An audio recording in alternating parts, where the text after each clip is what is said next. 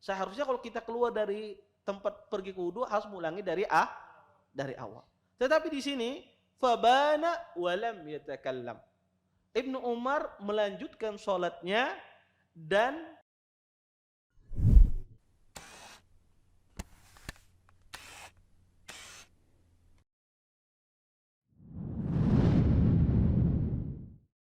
Assalamualaikum warahmatullahi wabarakatuh. Innal hamdalillah nahmaduhu wa nasta'inuhu wa nastaghfiruh wa na'udzu billahi min shururi anfusina wa min sayyiati a'malina. May yahdihillahu fala mudilla lahu wa may yudlil fala hadiyalah. Asyhadu an la ilaha illallah wahdahu la syarikalah wa asyhadu anna Muhammadan abduhu wa rasuluh. Fa inna asdaqal hadits kitabullah wa khairul hadi hadi Muhammadin sallallahu alaihi wasallam wa syarrul umuri muhdatsatuha wa kullu muhdatsatin fid din bid'ah wa kullu bid'atin dhalalah wa kullu dhalalatin finnar. Amma ba'd. Bapak-bapak, ibu-ibu, ikhwan dan akhwat yang senantiasa dimuliakan oleh Allah Subhanahu wa taala. Alhamdulillah pada malam hari ini kita bisa berkumpul di salah satu tempat yang sangat mulia ini. Mudah-mudahan perkumpulan kita ini mendatangkan berkah di sisi Allah Subhanahu wa taala dan kita dapat mengambil manfaat dari apa yang akan disampaikan nantinya. Bapak, Ibu, ikhwan dan akhwat yang senantiasa dimuliakan oleh Allah Subhanahu wa taala, kita lanjutkan kajian kita tentang syarah kitab Al-Muwatta. Kita sampai pada hadis ke-95. Yaitu kita masuk pada bab yang baru, bab majaa fir ru'ab, bab tentang masalah mimisan. Ru'ab itu adalah darah yang keluar dari hidung, yaitu disebut dalam bahasa Arabnya ar-ru'af. Di sini Imam Malik membawakan beberapa riwayat. Beliau mengatakan an-Nafi' anna Abdullah bin Umar kana idza ra'af insarafa fatawadda'a summa raja'a fabana wa lam yatakallam. Dari Nafi', sesungguhnya Abdullah bin Umar, beliau ketika mimisan keluar darah beliau dari hidung, beliau pun pergi berwudu, kemudian kembali lagi dan melanjutkan sholatnya dan tidak berbicara. Athar ini dibawakan oleh Imam Malik tentang apa yang dilakukan oleh Abdullah bin Umar ketika keluar darah tersebut ketika beliau sedang sholat. Di sini Imam Malik mengatakan insarafa fatawadda'a. Ketika keluar darah di hidung Abdullah bin Umar, sahabat yang mulia, beliau pun pergi membersihkan darah tersebut, fatawadda'a.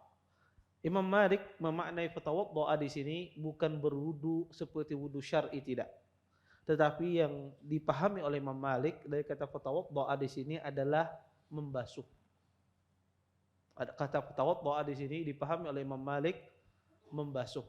Dan semua hadis atau dan athar-athar yang akan disebutkan oleh Imam Malik, beliau memahami makna tawadda'a, itu artinya maknanya membasuh bukan berwudu. Karena wudu itu memiliki dua makna. Secara bahasa wudu itu adalah membasuh. Secara istilah adalah wudu itu wudu yang kita lakukan di waktu sholat, membasuh muka, membasuh kedua tangan, mengusap kepala dan membasuh kedua kaki. Tetapi beliau Imam Malik rahimahullahu taala memahami semua, nanti kita sebutkan athar-athar dan hadis. Beliau memahami makna wudu di sini adalah membasuh. Kemudian di sini Abdullah bin Umar ketika keluar darah dari hidung beliau di waktu sholat, apa yang beliau lakukan? Beliau meninggalkannya, membersihkan, darah tersebut, kemudian beliau melanjutkan sholatnya dan tidak berbicara ketika beliau membersihkan wudhu tersebut. Di sini sebetulnya di dalam athar ini banyak sekali permasalahan fikih kalau yang mau kita kupas, mau kita bahas. Pertama, permasalahan tentang masalah darah. Darah itu bagaimana hukumnya? Kalau kita membahas darah ini, maka harus dibahas dari dua sisi. Pertama, darah itu apakah dia najis atau tidak. Kemudian yang kedua, darah itu apakah dia membatalkan wudu dan juga membatalkan sholat. Orang keluar darah. Maka darah itu terjadi khilaf yang sangat besar di kalangan para ulama tentang masalah darah ini. Apakah darah ini najis ataukah tidak? Para ulama sepakat darah haid itu darah yang najis. Ulama sepakat. Tidak ada berselisih ulama dalam masalah ini. Bahwasanya darah haid itu adalah darah najis. Seperti itu pula darah nifas. Darah nifas itu adalah darah yang najis. Ulama sepakat tidak ada berselisih dalam masalah ini. Kemudian yang kedua, darah orang mati syahid. Darah orang mati syahid, orang terbunuh di medan peperangan, dia berjihad di jalan Allah, kemudian dia terbunuh, maka darahnya itu najis apa tidak? Ketika dia meninggal. Maka ahlul ilm mengatakan semuanya, baik itu mengatakan najis atau tidak, mereka sepakat bahwasanya itu darah yang dimaafkan. Baik yang mengatakan najis atau tidak, itu darah yang dimaafkan. Sehingga orang mati syahid itu dikuburkan dengan bajunya, tidak dicuci, tidak dimandikan. Ya, itu menunjukkan darah orang mati syahid itu tidak najis. Kemudian darah yang ketiga adalah darah yang ada di dalam tulang, di dalam daging, atau yang diibaratkan oleh para ulama ghairu masfuh, darah yang tidak mengalir. Darah yang tidak mengalir itu adalah darah yang tersisa ada di dalam daging atau di dalam urat, itu disebut dengan damu ghairu masfuh, darah yang tidak mengalir. Darah yang tidak mengalir, darah yang tersisa. Kalau pian makan daging itu pasti ada di dalam itu ada darahnya pasti. Ya, kalau makan daging itu darah yang tersisa tapi jumlahnya sedikit. Ya, darah yang tersisa di dalam daging. Maka darah yang tersisa yang berada di dalam daging tersebut ulama sepakat itu tidak najis. Dia tidak najis. Atau darah yang terdapat ya di dalam urat, ada di dalam urat, ada darah di dalam urat tersebut, maka darah itu tidak najis. Kemudian ulama ini berselisih tentang masalah darah yang masfuh, darah yang mengalir. Ini khilaf yang sangat kuat. Darah yang mengalir itu adalah darah yang keluar dari tubuh manusia. Darah yang keluar dari tubuh manusia. Ya, dari tangan, dari hidung, ya, dari anggota tubuh manusia. Ini disebut dengan damul masfuh, darah yang mengalir. Di sini ahlul ilm berselisih. Para ulama berselisih. Darah yang mengalir dari tubuh manusia atau dari hewan, apakah itu najis ataukah tidak? Imam yang empat bahkan dinukil ijma' oleh para ulama bahwasanya darah itu adalah najis. Darah itu adalah najis, darah yang mengalir. Apa dalilnya? Mereka berdalil dengan banyak dalil. Di antaranya adalah pertama firman Allah Subhanahu wa taala di dalam Al-Qur'an, kata Allah, "Qul la ajidu fima uhiya ilayya muharraman ala ta'imin yat'amuhu illa ayakuna maitatan aw dama masfuha." Katakanlah, sesungguhnya aku tidak mendapati apa yang diwahyukan kepadaku itu sesuatu yang haram untuk dimakan kecuali bangkai darah yang mengalir. Di dalam ayat ini dijelaskan bahwasanya segala makanan itu halal dikecualikan. Di antaranya yang haram adalah bangkai dan darah yang mengalir. Kata para ulama, jika dia diharamkan dimakan, maka menunjukkan kenajisan benda-benda tersebut. Sehingga para ulama yang 4 itu sepakat bahwasanya tentang pengharaman darah ini. Kemudian para ulama juga berdalil dengan qiyas. Sebagaimana Nabi SAW mengatakan kepada Fatimah, ya, Nabi SAW mengatakan kepada seorang sahabiyah, ya, Fatimah binti Abi Hubeish, Nabi mengatakan bahwasanya pada saat itu beliau sedang haid. Kemudian Nabi mengatakan kepada Fatimah binti Abi Hubeish, faghsili ankidam summa sholli. Kata Nabi SAW, wahai Fatimah, basuhlah darah tersebut, cucilah darah tersebut yang terkena, summa sholli, kemudian kamu sholat. Nabi menyuruh Fatimah untuk membersihkan darah haid tersebut. Ini menunjukkan bahwasanya kata mereka darah haid itu adalah najis, maka dikiaskan darah yang keluar dari tubuh manusia ini sama seperti darah haid, sama darah. Baik. Kemudian yang ketiga adalah ijma yang dinukil oleh banyak para ulama, menukil ijma kesepakatan oleh ahlul ilm tentang najisnya darah. Ya, jadi kalau ijma itu beda dengan ittifaq.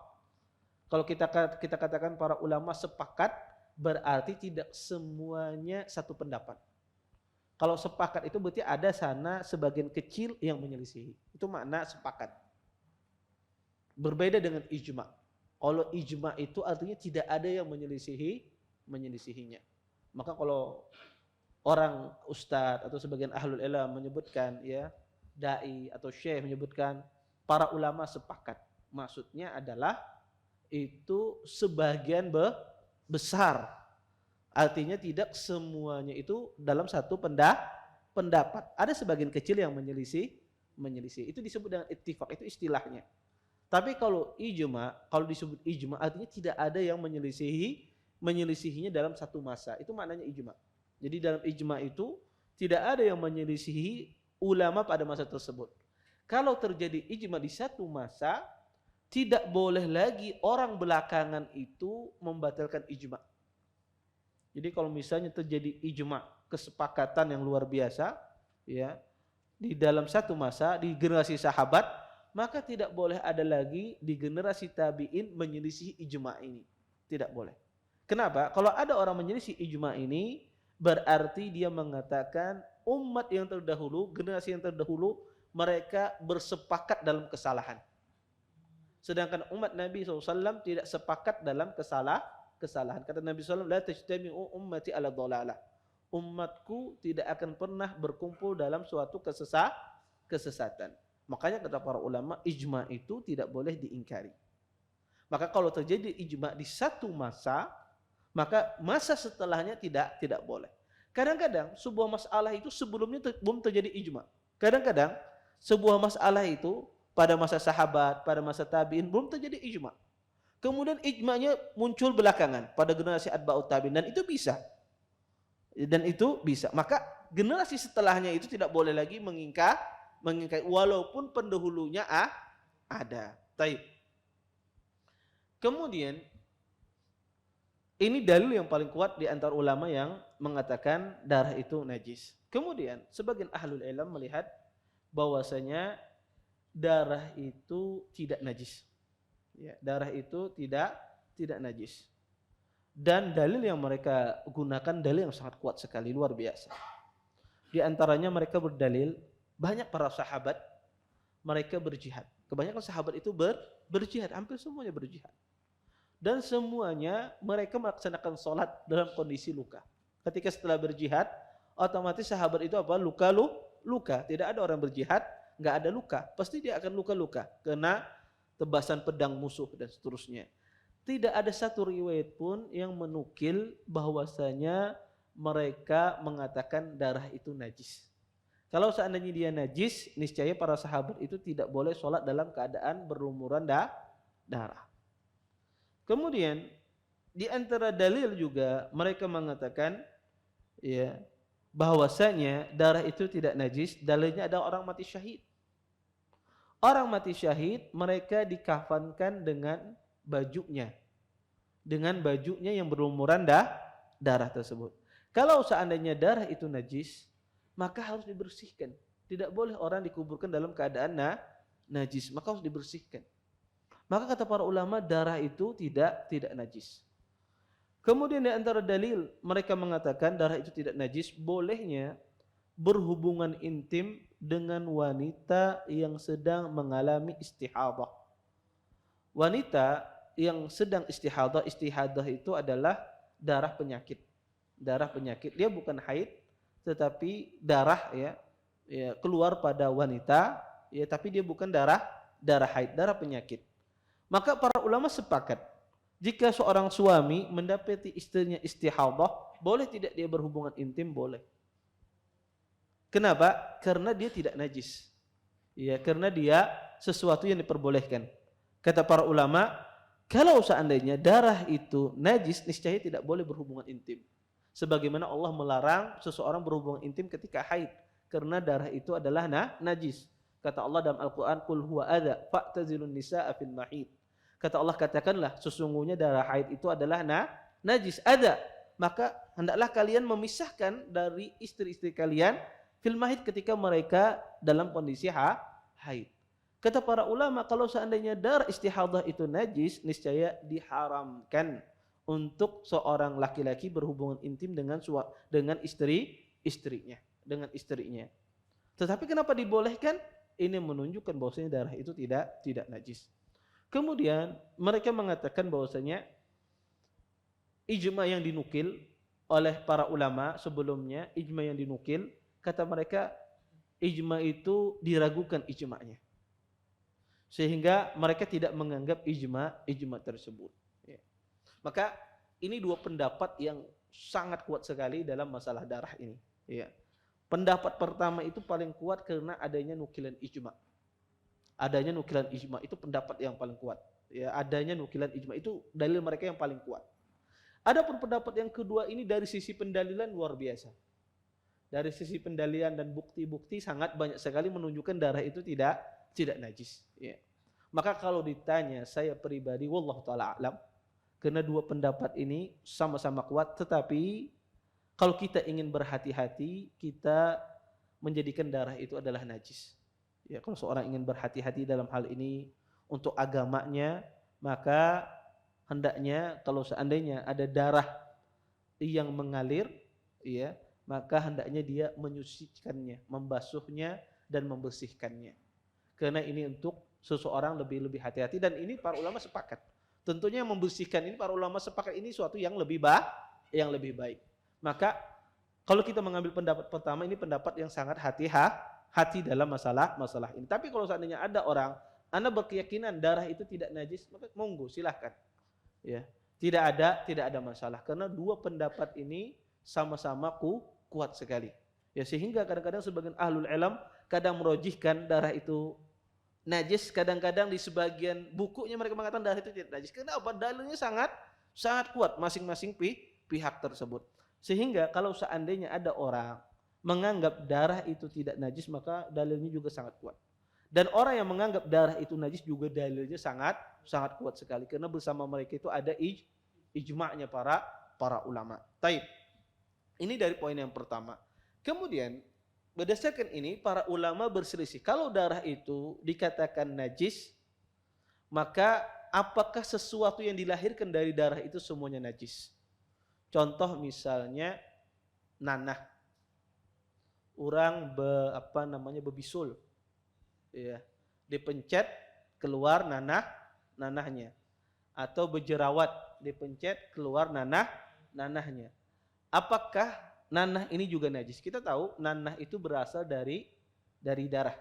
Nanah itu berasal dari darah. Ya. Maka apakah nanah itu najis? Maka para ulama mengatakan, barang siapa yang mengatakan darah itu najis, maka sesuatu yang terlahir dari darah itu ikut najis. Ya, maka kalau kita katakan darah itu najis, maka sesuatu yang terlahir dari darah itu semuanya najis. Seperti nanah, ya, maka itu adalah najis. Ya. Taib. Kemudian para ulama mengatakan bahwasanya dimaafkan, dan ini ahlul ilm sepakat. Para ulama mengatakan dimaafkan darah yang memancar yang keluar kalau seandainya darahnya sedikit. Dimaafkan dan tidak dihukumi dia sebagai najis yang harus dihilangkan, harus dibasuh. Taib. Pertanyaannya, darah yang sedikit itu seperti apa, Ustadz? Segelaskah? Ya. Ya. Atau kiapa? Ulun ada paham. Sedikit menurut pian bisa jadi banyak menurut ulun. Banyak menurut pian bisa sedikit menurut ulun. Terus apa yang dimaksudkan darah yang sedikit itu dimaafkan? Maka para ulama menjelaskan bahwasanya darah yang sedikit itu ya dimaafkan. Terjadi khilaf di kalangan para ulama batasannya. Sebagian ahlul ilm mengembalikan batasannya itu dikembalikan kepada uruf di suatu tempat.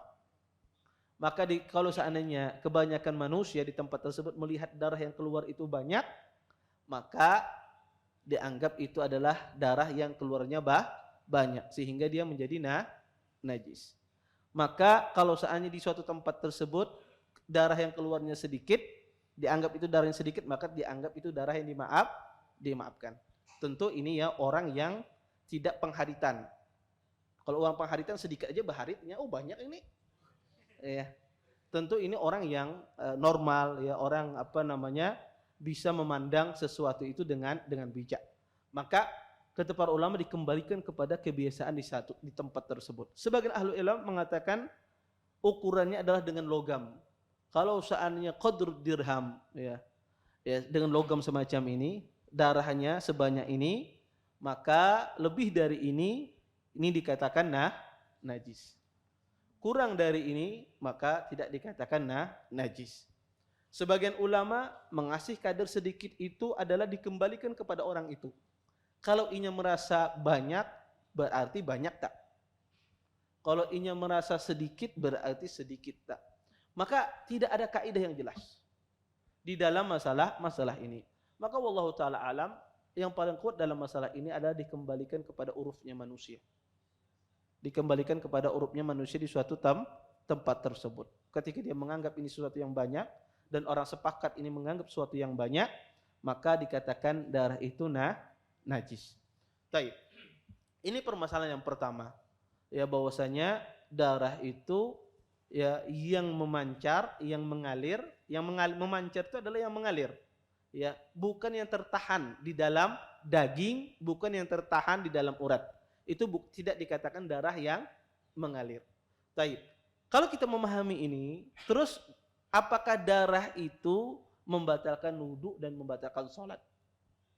Ya. Apakah darah itu membatalkan wudu dan membatalkan salat? Jawabannya tidak. Darah itu tidak membatalkan wudu seseorang. Maka kalau seandainya keluar darah yang begitu banyak, walaupun dia menganggap darah itu najis, maka darah itu tidak membatalkan wudunya. Kenapa? Karena berbeda antara sesuatu dihukumi najis dengan sesuatu dikatakan membatalkan wudu. Maka sesuatu najis itu tidak membatalkan wudu seseorang. Ya. Pian misalnya tersentuh tahi kambing, tahi anjing misalnya. Tersentuh tahi anjing berjalan, sudah berwudu. Apakah batal? Tidak batal wudu pian. Kenapa? Tetapi dibersihkan karena dia najis.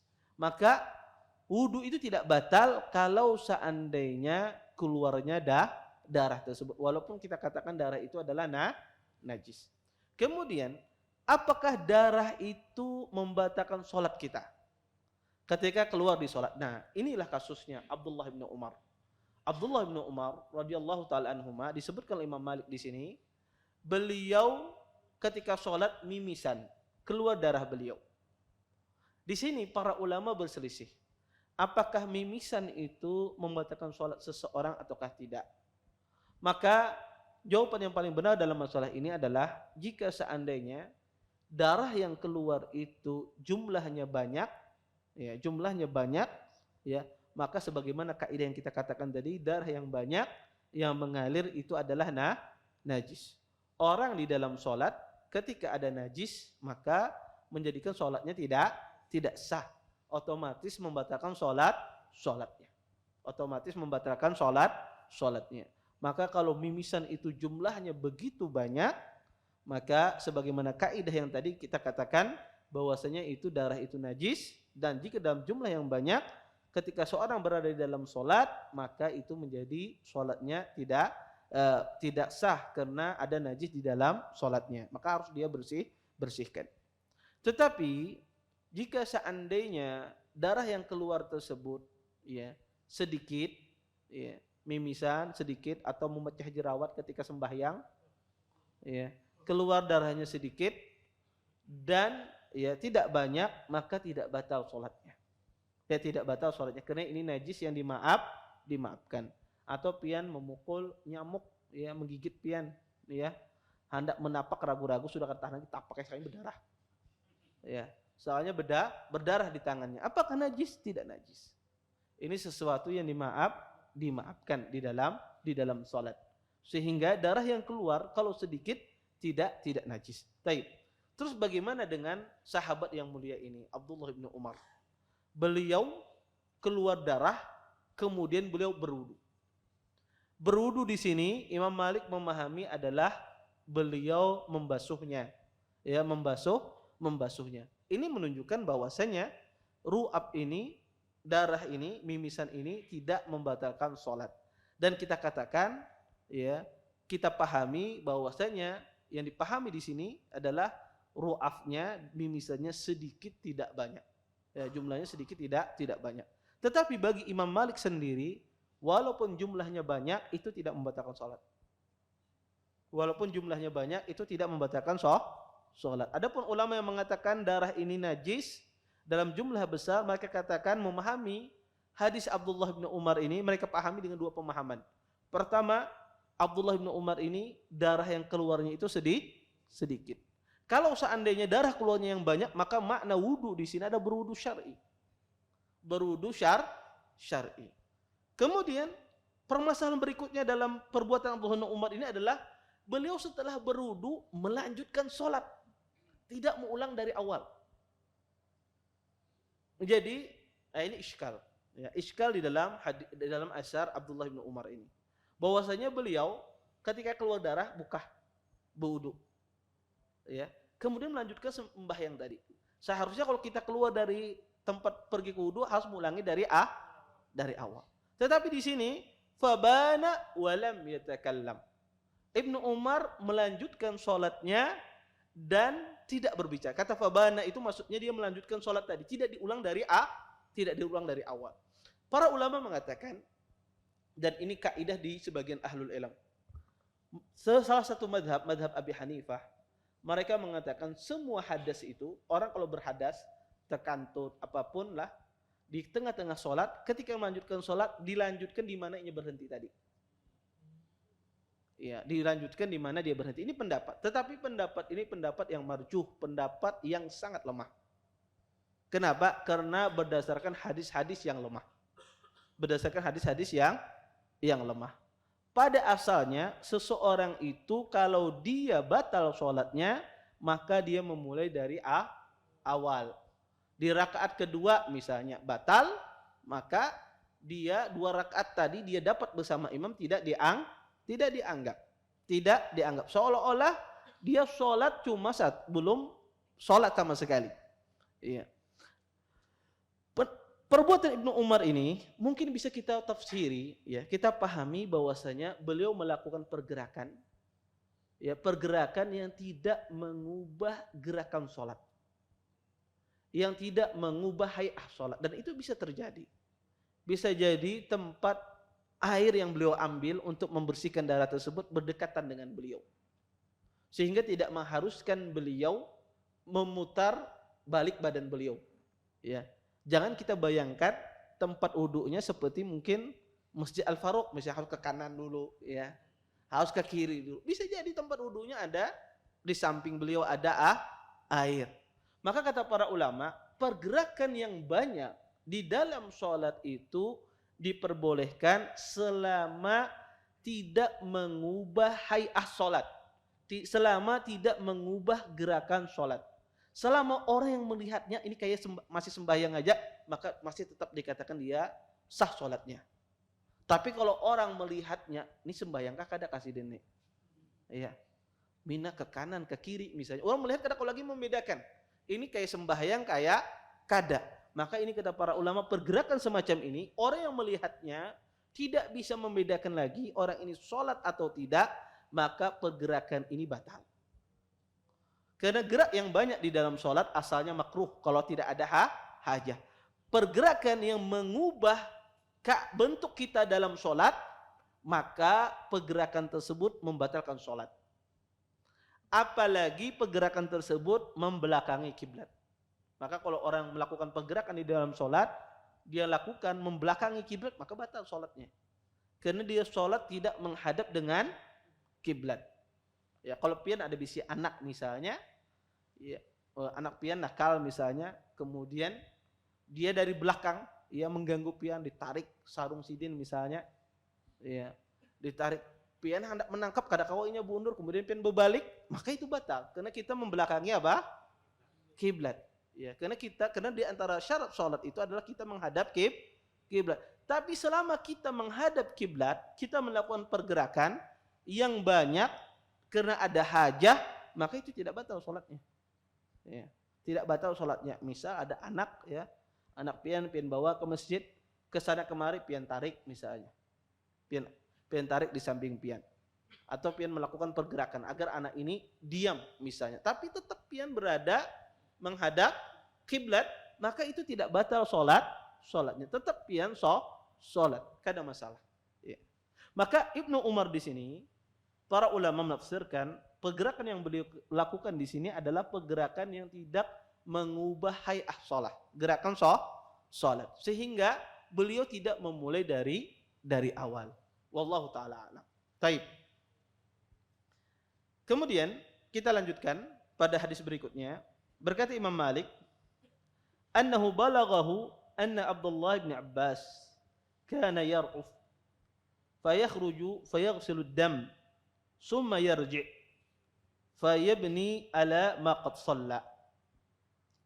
Dari Imam Malik, sesungguhnya telah sampai kepadaku Abdullah bin Abbas, beliau mimisan, maka keluar darah tersebut dari hidung beliau, dan beliau menghapus, membasuh darah tersebut. Kemudian beliau kembali dan beliau melanjutkan sholat beliau. Athar ini athar yang lemah. Athar yang dinukil oleh Imam Malik ini adalah athar yang lemah. Kenapa? Karena Imam Malik mengatakan di sini annahu balaghahu, telah sampai kepadaku dari Abdullah bin Abbas. Ini disebut dengan balaghat. Imam Malik banyak sekali di Muwatta ini dengan istilah balaghat. Kata Imam Malik telah sampai kepadaku. Ini maksudnya ada rawi yang tidak disebutkan. Maka kalau rawi tidak disebutkan di sana dan Imam Malik tidak bertemu dengan Abdullah bin Abbas, maka sanad ini disebut sanad yang munqati, sanad yang terputus. Sehingga dihukumi hadis athar ini adalah athar yang dhaif, athar yang lemah. Karena Imam Malik tidak bertemu dengan Abdullah ibni Abbas radhiyallahu taala anhuma. Kemudian Imam Malik juga membawakan sebuah athar yang lain. Kata beliau, an Yazid ibn Abdullah ibn Qusayd annahu ra'a Sa'id ibn al-Musayyab yar'af wa huwa yusalli fa'ata hujrata ummi Salamah zawjin Nabi sallallahu alaihi wasallam fa'utiya biwadu'in fatawadda'a summa raja'a fabana ala ma qad shalla. Dari Yazid ibn Abdullah ibn Qusayd, beliau melihat Sa'id ibn Musayyib, beliau mimisan sedang dalam keadaan salat. Kemudian beliau datang hujrah, ya, ke tempat, ya, ke kamarnya Ummi Salamah, istri Nabi SAW. Fa'utiya biwadu'in, maka didatangkan, diberikan kepada Sa'id bin Musayyib bejana berisi air. Kemudian beliau fatawadda'a, maka beliau berwudu. Summa raja'a, kemudian beliau kembali, fabana ala ma qad shalla, dan beliau melanjutkan salat beliau. Di sini Imam Malik memahami perkataan fatawadda'a di sini adalah beliau membasuh. Yang beliau pahami di dalam athar ini adalah membasuh, bukan berwudu. Kenapa? Karena beliau melihat mimisan itu, baik itu sedikit ataupun banyak, itu tidak membatalkan salat. Beliau memahami makna tawaddu'a di sini adalah maknanya adalah membasuh, ya.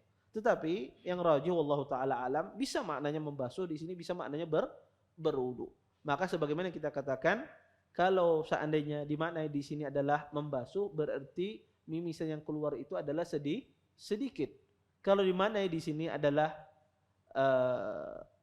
berwudu, maka mimisan yang keluar itu jumlah yang banyak. Wallahu taala alam. Taib. Kemudian berkata Imam Malik di sini, babul amal fir ru'ab. Ya, bab tentang apa yang dilakukan ketika mimisan, ya. Ketika seorang tersebut mimisan. An Abdurrahman ibn al-Harmalah al-Aslami annahu qala ra'aitu Sa'id ibn al-Musayyib yar'ufu fayakhruju minhu ad-dam hatta takhtadiba asabi'uhu min ad-dam alladhi yakhruju min anfihi thumma yusalli wa la yatawadda. Dari Abdurrahman ibn Harmalah al-Aslami, beliau berkata, saya melihat Sa'id ibn al-Musayyab, beliau keluar darah dari hidung beliau, ya. Kemudian sampai jari jemari beliau berlumuran dengan darah akibat darah yang keluar dari hidungnya. Kemudian beliau sholat dan tidak berwudu. Beliau sholat dan tidak berwudu. Ya. Dari athar ini dijelaskan bahwasanya tabi'in Sa'id ibn Musayyab, beliau mimisan. Saking banyaknya darah yang keluar itu sampai jari jemari beliau berlumuran dengan darah. Ya. Kemudian Sa'id ibn Musayyab, beliau sholat dan tidak berwudu. Ya, tidak berwudu. Maksud Imam Malik di sini tidak berwudu di sini tidak membasuhnya. Ya, tidak membasuhnya. Maka ya, di sini peristiwa yang lain terjadi pada Sa'id bin Musayyab. Beliau mimisan, kemudian beliau membiarkannya, tidak berwudu. Sebagaimana yang ulun jelaskan tadi, darah itu kalau seandainya keluarnya sedikit, dianggap sedikit, maka dia tidak dimaafkan. Najis yang dimaafkan. Sehingga kalau kita tidak basuh, maka tidak mengapa. Kalau seandainya tidak kita tinggalkan begitu saja, maka tidak mengapa, sholat kita sah. Ya. Kalau seandainya darahnya sedikit. Ya. Kemudian di sini ada masalah, Ustadz, mimisan yang keluar dari hidung ini kan bisa kita tahan. Bisa kita tahan dengan tangan kita. Ustadz, boleh enggak saya tidak sujud di dalam sholat saya menahan? Ya. Karena kalau saya sujud keluarnya banyak. Tapi kalau saya tahan, dia tidak akan keluar. Apa yang harus ulun lakukan? Apakah ulun sembahyangnya kada perlu sujud dan ruku? Ya, karena kalau sujud atau ruku darahnya akan keluar banyak, apalagi orang tersebut menunduk. Tapi ketika dia semacam ini, maka darah yang akan keluar itu sedikit. Taib. Apa yang harus dilakukan? Orang yang sedang mimisan di dalam sholatnya, apakah dia tahan dengan tangannya atau semisalnya? Ada sebuah hadis dalam masalah ini, ya, hadis Aisyah radhiyallahu taala anha, hadisnya diperselisihkan bahwasanya, ya, barang siapa keluar ru'ab hendaklah dia tutup dengan tangannya. Taib. Terus bagaimana sujudnya? Imam Malik rahimahullahu taala, beliau berpendapat orang yang bisa menahan dengan tangannya, maka cukup dia dengan isyarat. Dia rukuknya, sujudnya cukup dengan isyarat. Karena kalau seandainya dia buka, maka darah itu mengalir begitu banyak. Kata beliau cukup dengan isyarat. Tetapi yang benar, yang rajih di kalangan para ulama, kalau seandainya darahnya banyak mengalir, maka Anda batalkan sholat Anda. Anda batalkan sholat Anda, ya. Hilangkan, bersihkan darah tersebut, ya. Bersihkan baju Anda, kemudian Anda sholat. Ya. Dan ini pendapat yang rajih di kalangan para ulama. Taib. Kemudian diriwayatkan, Imam Malik meriwayatkan lagi dari Abdurrahman ibn al-Mujabbar, annahu ra'a Salim ibn Abdullah yahruju min anfihi dam fayamsahuhu bi isba'ih thumma yaftiluhu thumma yusalli wa la yatawadda. Dari Abdurrahman ibn al-Mujabbar, beliau melihat Salim ibn Abdullah. Salim ibn Abdullah ini adalah anaknya Abdullah bin Umar. Keluar dari hidung beliau darah. Kemudian beliau usap dengan jari jemari beliau. Kemudian beliau sumpali, ya. Beliau tutup ya hidung beliau tersebut. Summa yusalli wa la yatawadda. Kemudian beliau salat dan tidak berwudu. Ya. Ini juga dalil di antara perbuatan Salim bin Abdullah ketika keluar darah, beliau tidak membatalkan salat beliau. Ini di antara dalil juga sekian dalil pendapat para ulama bahwasanya darah itu tidak najis, ya, tidak najis, ya. Dan jumhur membawa makna darah yang ada di sini ada darah yang sedikit, bukan darah yang banyak. Karena mimisan ini kadang-kadang darah yang keluar itu banyak, kadang-kadang darah yang keluar itu adalah sedikit. Ya. Taib. Berkata Imam Malik, beliau mengatakan, wal amru indana annahu la yutawadda'u min ru'afin wala damin wala min qayhin yasilu min syai'in minal jasad. Berkata Imam Malik, wal amr indana, adapun ya perkara menurut kami, kata beliau, masalah ini menurut kami, seseorang itu tidak berwudu dari ru'af, dari mimisan, waladam, tidak juga dia berwudu dari darah, dan tidak juga dia berwudu dari nanah yang keluar sesuatu dari tubuhnya. Apa saja yang keluar sesuatu dari tubuhnya, dia tidak berwudu. Dan ini pendapat Imam Malik rahimahullahu taala. Sebagaimana yang ulun jelaskan tadi, intinya darah tersebut ya terjadi khilaf yang sangat kuat di kalangan para ulama. Pendapat yang paling hati-hati adalah darah yang keluar, mengalir, memancar dari dalam tubuh kita dengan jumlah yang banyak, maka itu adalah najis. Itu adalah najis. Maka kalau seandainya di dalam sholat darah itu keluar dengan jumlah yang banyak di tengah-tengah sholat, maka kita membatalkan sholat kita. Karena tidak boleh di dalam sholat tersebut ya kita ada najis, ya. Karena di atas sholat itu harus suci dari najis. Dan dampak dari seseorang mengatakan darah itu najis atau tidak, maka berlaku di sini tentang masalah yang lain, yaitu masalah jual beli darah. Ya. Maka para ulama mengatakan darah itu haram untuk diperjualbelikan. Baik yang mengatakan darah itu najis ataukah darah itu tidak najis. Ulama sepakat bahwasanya darah itu tidak boleh diperjualbelikan, haram hukumnya. Sebagaimana disebut dalam sebuah hadis, Nabi sallallahu alaihi wasallam mengatakan, "Innallaha idza harrama ala qaumin akla syai'in harrama samana." Sesungguhnya Allah Subhanahu wa taala jika mengharamkan sesuatu bagi kaum untuk dimakan, maka Allah haramkan juga untuk diperjualbelikan. Maka jika dia diharamkan untuk dimakan, maka diharamkan untuk diperjualbelikan. Maka darah itu haram untuk dimakan karena dia najis, haram untuk dimakan. Maka haram juga untuk diperjualbelikan. Maka segala sesuatu yang berkaitan dengan darah itu tidak boleh diperjualbelikan. Maka tidak boleh ada orang misalnya membuat makanan ya sosis terbuat dari darah atau menjual darah, maka ini diharamkan di dalam Islam. Wallahu taala alam. Sebagaimana tadi kita jelaskan bahwasanya menjual darah itu ya tidak diperbolehkan dalam Islam. Ya, karena dia najis, tidak boleh diperjualbelikan. Oleh karenanya sebuah kesalahan ketika ada orang menjualbelikan darah semacam transfusi darah, donor darah, kemudian diperjualbelikan, maka tidak boleh. Ya haram hukumnya. Maka Ustadz, kalau seandainya saya tidak bisa mendapatkan donor darah tersebut, transfusi darah tersebut, kantong darah tersebut kecuali dengan membeli, gimana hukumnya? Maka dalam keadaan darurat tidak mengapa. Yang berdosa adalah yang menjual. Adapun Anda yang membeli tidak berdosa. Maka yang menjual itu yang berdosa. Ketika dalam kondisi darurat, maka tidak mengapa. Anda tidak mendapatkan orang yang mendonorkan darah. Tetapi sebetulnya bisa dikasih solusi tidak dalam bentuk jual beli, tetapi dalam bentuk dikasih hadiah. Ya, orang yang mendonorkan darah misalnya Anda kasih hadiah, bukan Anda untuk membeli darahnya, maka ini tidak mengapa, ini dihalalkan.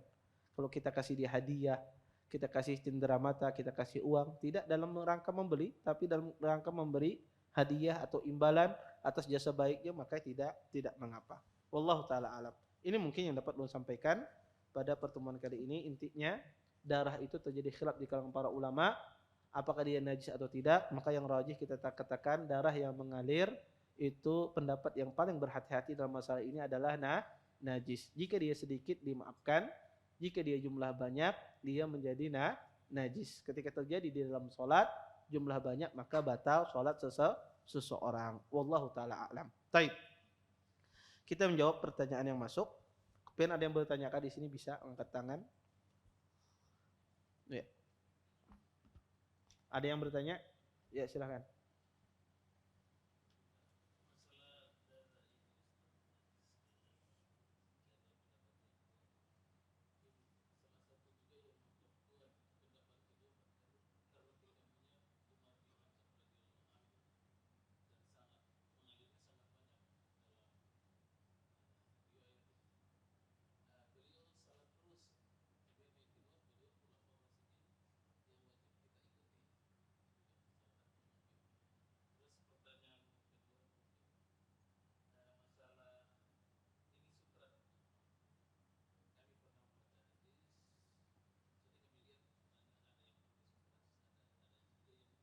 Kenapa? Ah, ya.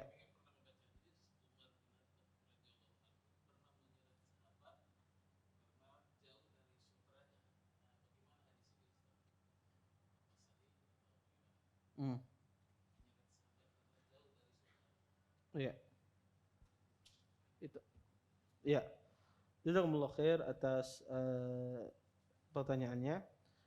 Pertama kata beliau perbuatan Umar bin Khattab, peristiwa terbunuhnya Umar bin Khattab radhiyallahu taala anhu ditikam ketika sholat itu menguatkan dari pendapat yang kedua. Ya, insya Allah ada nanti setelah hadis ini yang kita bacakan tadi, ada nanti Imam Malik membawakan peristiwa terbunuhnya Umar bin Khattab disebutkan oleh Imam Malik rahimahullahu taala. Dan itu diantara juga dalil oleh diantara dalil dari ahlul ilm yang mengatakan darah itu tidak najis, ya tidak najis. Tapi sebagaimana yang anak katakan, ya ahlul ilm banyak menjawab ya. Jadi setiap kasus yang terjadi di kalangan sahabat itu ada jawabannya dari jumhur ulama. Ya. Tapi insya Allah nanti kita akan jelaskan detail itu tentang masalah bagaimana terbunuhnya Umar, apakah beliau melanjutkan sholatnya atau tidak. Insya Allah pada minggu depan nanti kita jelaskan ya peristiwa terbunuhnya Umar bin Khattab radhiyallahu taala anhu, dan banyak faedah yang bisa kita ambil di sana ya, hukum-hukum yang bisa kita ambil. Taib. Kemudian masalah yang kedua, ulun kada tahu asarnya atau riwayatnya Umar bin Khattab pernah menarik ya, sehingga ulun kada tahu mengatakan itu sahih apa tidak. Ulun tidak tahu ya peristiwa orang pernah sholat kemudian ditarik oleh Umar bin Khattab radhiyallahu taala anhu. Wallahu taala alam. Taib. Ada lagi yang lain? Nggak.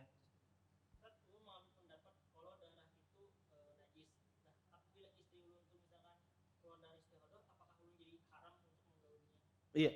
Para ulama sepakat darah istihadah itu tidak haram orang untuk mempergaulinya. Ulama sepakat. Walaupun orang yang mengatakan itu najis, ulama sepakat. Ya, ulama sepakat. Makanya ulama sepakat tentang masalah darah istihadah itu boleh seseorang menggaulinya. Ya.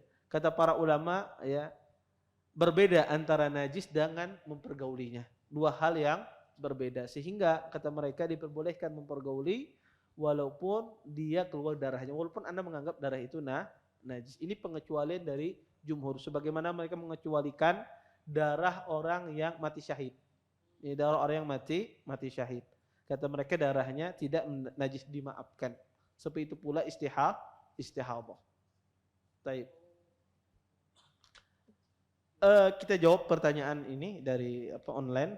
Izin bertanya Ustadz, saat sholat subuh berjamaah ketika imamnya berkunut, apakah kita tetap dianjurkan untuk mengikutinya atau tidak? Jawabannya, kita tidak berkunut. Kalau seandainya imamnya berkunut, kita tidak berkunut. Ya, terus apa yang kita lakukan? Ya kita berdiam saja. Ya berdiam saja. Karena hadisnya lemah. Di dalam hadisnya adalah Abu Ja'far Razi. Kata Abu Ja'far Razi, meriwayatkan hadis ini dari Anas, mazala Rasulullah yaqnutu fil fajri hatta faraqat dunya. Nabi SAW senantiasa berkunut fajar sampai beliau meninggal. Abu Ja'far Razi di sini hadis ini cacatnya dari 3 sisi. Pertama, Abu Ja'far Razi itu adalah sayyi'ul hifad, lemah hafalannya, jelek hafalannya, sehingga dilemahkan oleh para ulama. Kemudian yang kedua syekhnya ada Rabi' ibni Anas. Dia adalah syekh sodukun yahim. Dia adalah seorang rawi ya yang soduk tetapi memiliki sering salah dalam hafalannya. Sering salah. Kemudian yang ketiga Rabi' ibni Anas ini menyelisihi rawi-rawi yang meriwayatkan hadis ini dari Anas. Di antaranya Qatadah dan yang lainnya. Mereka meriwayatkan hadis ini berbicara tentang kunut nazilah. Kunut nazilah bukan kunut subuh. Tetapi Rabi' ibni Anas syekhnya Abu Ja'far Razi ini meriwayatkan hadis ini tentang kunut subuh. Sehingga tiga cacat ini dalam hadis ini para ulama melemahkan hadis kunut tentang kunut fajar. Kemudian Ustadz pernah saya sholat Jumat di salah satu masjid saat khatib berdiri di mimbar lalu beliau mengucapkan Assalamualaikum warahmatullahi wabarakatuh. Apakah kita tetap menjawab Waalaikumsalam warahmatullahi wabarakatuh? Ustadz jazakallahu khair. Maka kalau khatib mengucapkan Assalamualaikum, kita jawab Waalaikumsalam tapi tidak dikeraskan. Ya, tidak dikeraskan, cukup kita yang mendengarnya. Dan yang wajib menjawab itu adalah saf pertama, fardu kifayah saf pertama. Adapun saf berikutnya tidak wajib. Tidak wajib menjawabnya. Sebegitu pula orang yang di luar sana.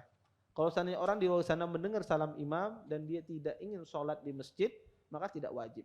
Tapi kalau seandainya orang yang di luar sana dia ingin sholat di masjid, maka disuruh juga dia menjawab. Tapi yang wajib itu adalah saf pertama. Karena kalau sunnahnya ada orang menjawab, ada orang memberikan salam, maka salah satu dari kelompok tersebut menjawab sudah cukup. Ya, adapun yang saf kedua, saf berikutnya tidak ada kewajiban. Taib. Apa hukum membaca surah As-Sajdah setiap malam? Kemudian bagaimana dengan puasa sunnah hari hanya di hari Kamis? Pertama, membaca surah As-Sajdah setiap malam, ya hadisnya lemah, ya hadisnya lemah. Maksudnya ini sebelum tidur ya. Sebelum tidur kayaknya yang dia tanyakan ini. Maka hadisnya lemah dalam masalah ini karena dia berkaitan dengan surah Al-Muluk, ya. Hadisnya berkaitan dengan surah Al-Muluk. Baik. Kemudian bagaimana dengan puasa sunnah hari hanya di hari Kamis? Tidak mengapa seseorang puasa sunnah di hari Kamis, ya. Tidak ada mengapa. Dan ini perbuatan sahabat Usamah bin Zaid. Tetapi sebagian ahlu ilmu mengatakan bahwasanya mungkin sewaktu-waktu dia tinggalkan, sewaktu-waktu tidak setahunan terus-menerus dia hari Kamis, tapi sewaktu-waktu pernah dalam setahun itu dia tinggalkan sekali atau dua kali di hari Kamis tersebut. Ya. Berbeda dengan hari Senin, karena takkid puasa hari Senin itu lebih ditekankan. Taib. Izin bertanya Ustadz, apakah mandi biasa itu bisa menjadi pengganti wudhu? Maksudnya, jika setelah mandi biasa bukan mandi wajib, maka bisa langsung sholat tanpa wudhu lagi? Tidak bisa. Mandi biasa tidak bisa pengganti wudhu, karena pertama ya bisa jadi tidak tertib, ya bisa jadi ya dia memulai basuhannya dari apa? Dari atas, ya. Kecuali mandinya muka dulu, ya. Ya, kemudian setelah itu tangan dulu hanya belak. Ya. Ya, maka ini berwudu. Tetapi karena di atas syarat wudu itu adalah tertib. Ya, kecuali mandi wajib. Kalau mandi wajib itu pengganti wudu. Kenapa? Setiap hadas besar itu sudah hadas kecil itu terikutkan dengan hadas besar. Kalau kita sudah melakukan hadas besar, maka hadas kecil itu tidak perlu lagi. Ya. Maka kalau orang mandi wajib, kalau seandainya dia tidak berwudu lagi tidak masalah. Ya. Tetapi kalau mandi biasa tidak. Kalau mandi biasa tidak, tetap dia harus berwudu. Baik. Barakallahu fiik Ustaz. Ana ingin bertanya, apakah pergerakan yang terlalu banyak di dalam sholat bisa berlaku di dalam sholat sunnah atau berlaku juga di dalam sholat wajib? Sesuatu yang diperbolehkan di dalam sholat sunnah, di dalam sholat wajib juga berlaku di dalam sholat sunnah. Sebaliknya, sesuatu yang diharamkan di dalam sholat wajib juga berlaku di dalam sholat sunnah. Sehingga sholat sunnah dan sholat wajib itu sama. Apa yang dibolehkan dan diharamkan di sholat wajib juga berlaku di dalam sholat sunnah. Maka jika pergerakan banyak diperbolehkan kalau ada hajah, ada keperluan, juga diperbolehkan di dalam sholat sunnah. Tidak ada bedanya. Wallahu ta'ala a'lam. Baik. Ada yang lain? Ya.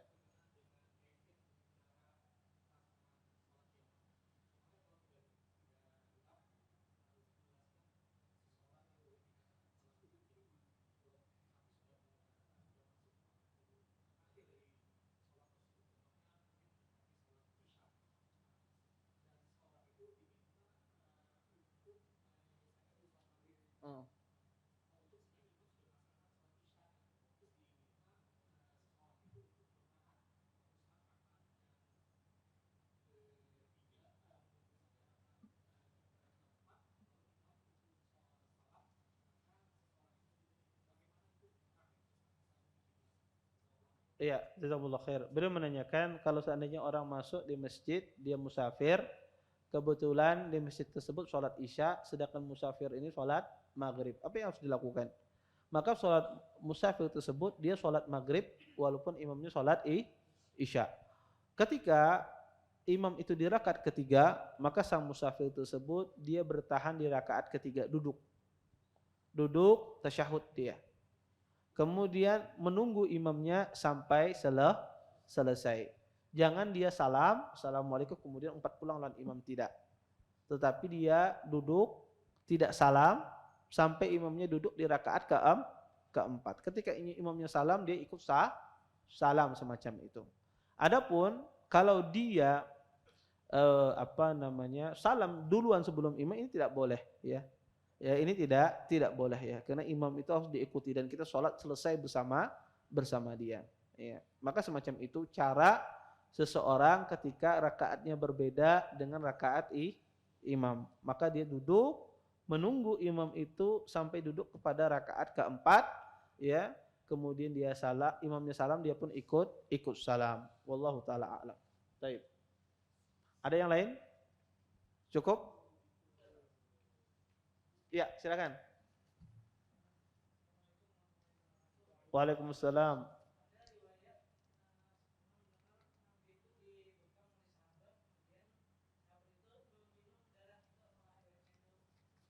Iya.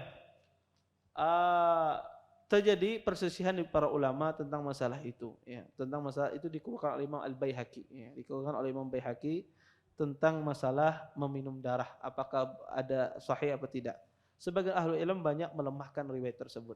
Ya, sebanyak ahli ilmu banyak melemahkan riwayat tersebut. Sebagian ahli ilmu menghasankan. Adapun yang menghasankan mengatakan bahwasanya Nabi sallallahu alaihi wasallam tubuhnya adalah darah suci, ya.